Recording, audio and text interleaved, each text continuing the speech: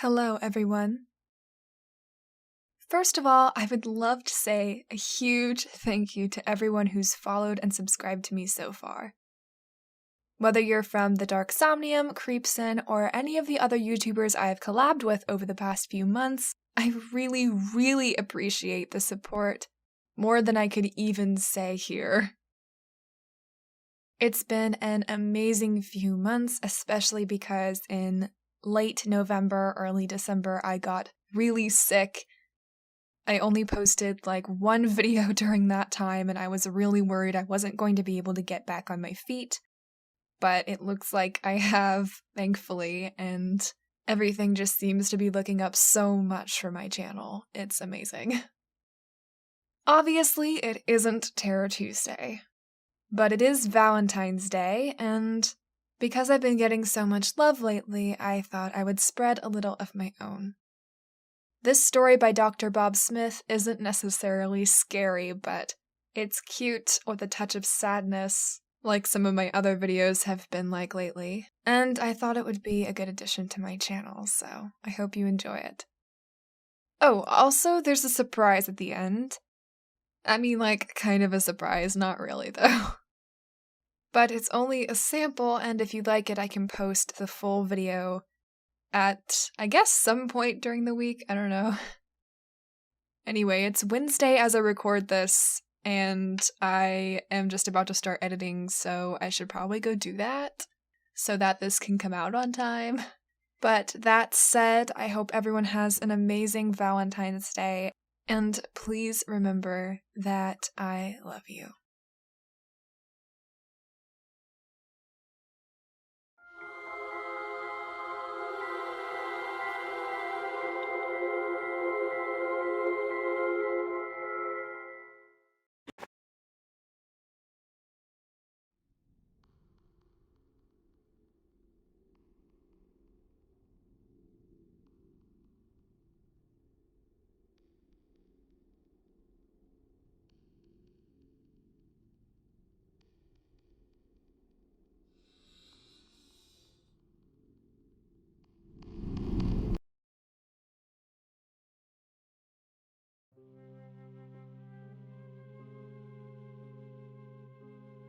Walter woke to the sound of blood-curdling screams.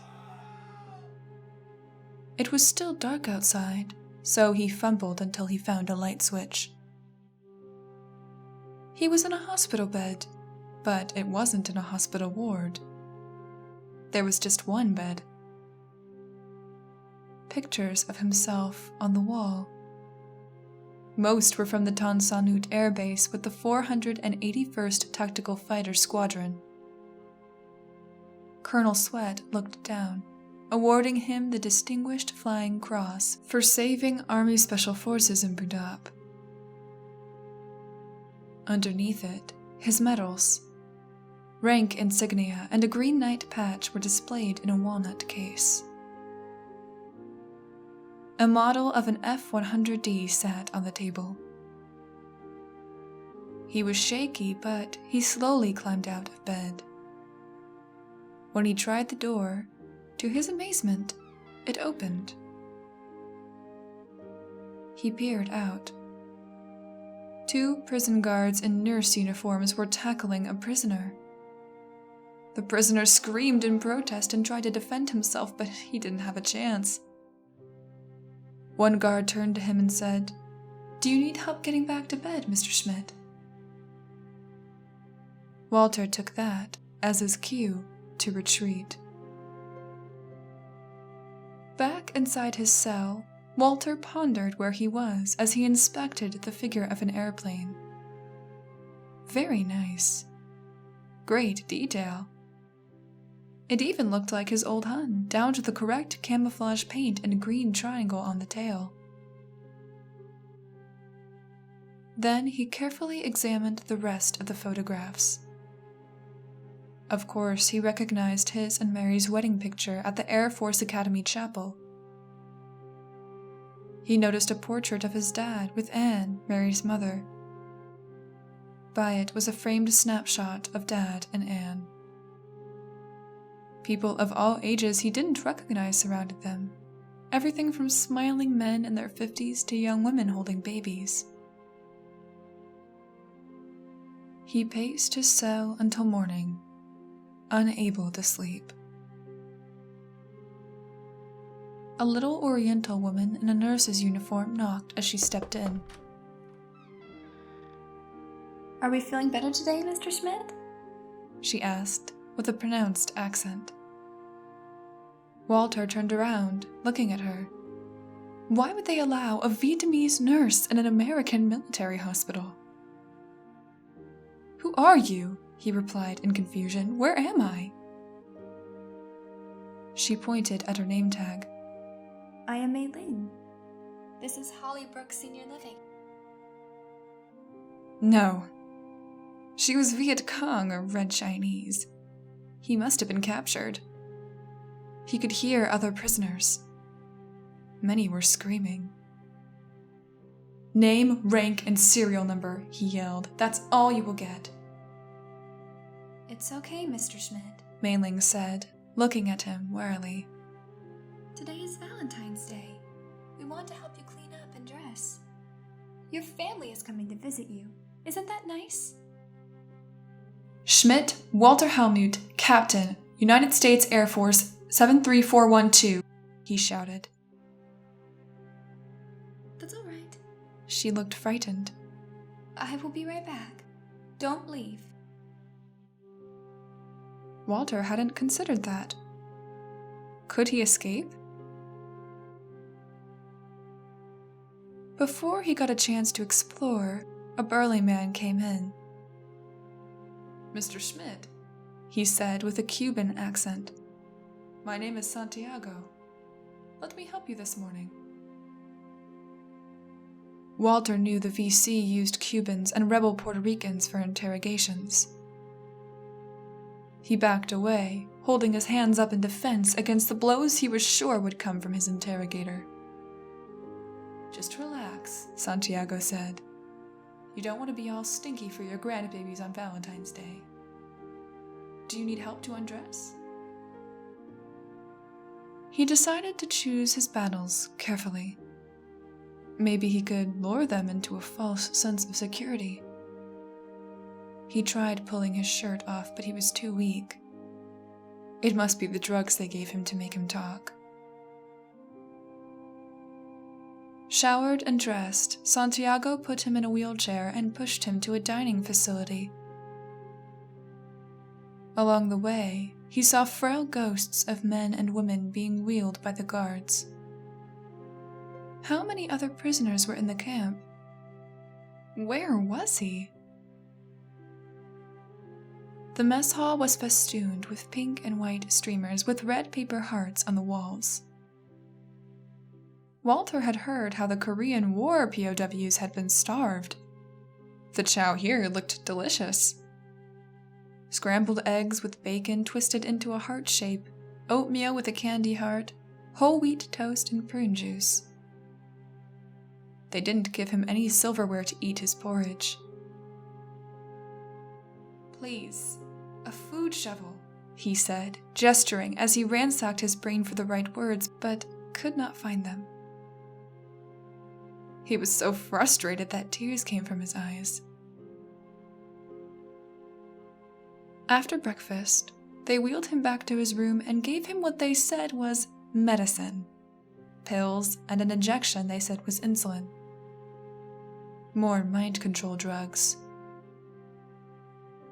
Walter struggled, but it was no use. Santiago and another big ape held him while Mei Ling injected him. The truth serum left him feeling sad and tired and crawling out of his skin. When would they interrogate him? It had to be before their drugs wore off. A darling little girl in a pink dress and blonde pigtails burst into the room and hugged him. "Granddad, happy Valentine's Day. I love you." She looked sweet, but he had no idea who she was. Moments later, a couple entered his cell. "Dad, the husband said. How are you today? He resembled Carl, Walter's older brother. Not enough to fool anyone, though. The junior version of the strange man walked beside him. They were a match, set down to how they combed his hair. Hey, Granddad. Who are you? Walter asked, puzzled. He didn't know any of them. The man looked at him with sad eyes. Dad, I'm Helmut, your son. Happy Valentine's Day, Grandpa Schmidt, said a woman cradling a baby. Walter smiled back suspiciously, looking at the framed picture. Where's Mary? He asked. Mom died last year, the man replied. Walter glanced again at the wall. The boy and girl looked just like they did in the photograph. Something was very wrong with that. But what? We brought a gift for you, the woman said as she took a wrapped package out of her diaper bag and handed it to him. He knew from the round shape what it was. Die Energie Zartbitter Schokolade. Schokocola Dark, his favorite. German caffeinated chocolate in little tins. Giving many thanks, Walter opened the present and broke off a piece, savoring that rich, intense chocolate taste that melted into the perfect coffee flavor. The little girl climbed up next to him, reaching for a piece, but the woman swept her hand away. Annie, none of that, or you won't sleep for a week. Oh, Mom. Tell us a story, the boy said, climbing next to him.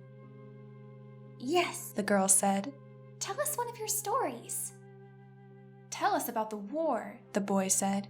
We want to hear again about Operation Bolo when you fooled the gooks into thinking your F-4 Phantom fighters were Thunder Chief bombers and mowed them all down. Walt has been begging to hear your stories, the man said, sitting down. They both love hearing your war stories, the woman said. She checked the baby's bottom. Carl's got a stinky. She ducked into the bathroom with the baby and her diaper bag. Walter sat back on the bed, savoring another piece of chocolate as he struggled to find words. Finally, he remembered a TV show he had seen. First, the scientists came out and mounted the cloaking devices in our fighters. We were completely invisible. Charlie couldn't see us or track us on the radar. So when they set up their MiG-21 interceptors to nail the F-105 Thud bombers, we materialized out of thin air. We lined the blue bandits up, firing our cannons, and blew them all out of the sky. The woman burst through the door of the bathroom, anger on her face. Honey, there were no diapers in the diaper bag. I had to use a towel. Why didn't you put more in? You didn't ask me to.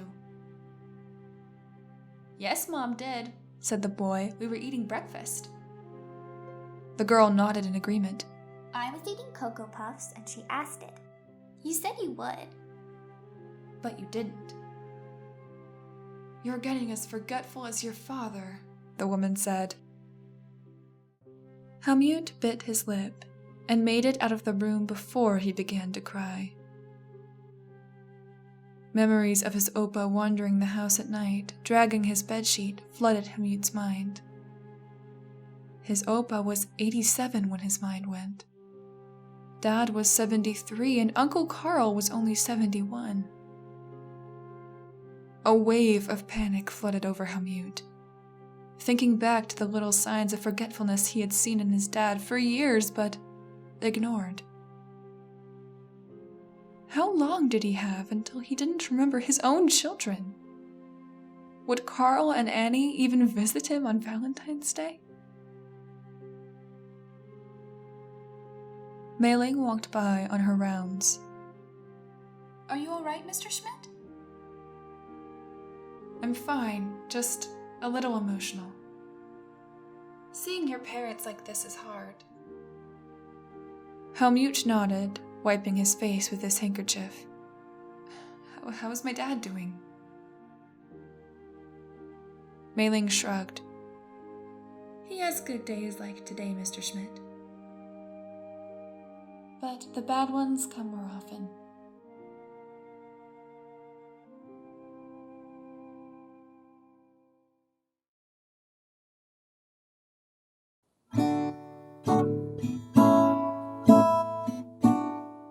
Oh my God, river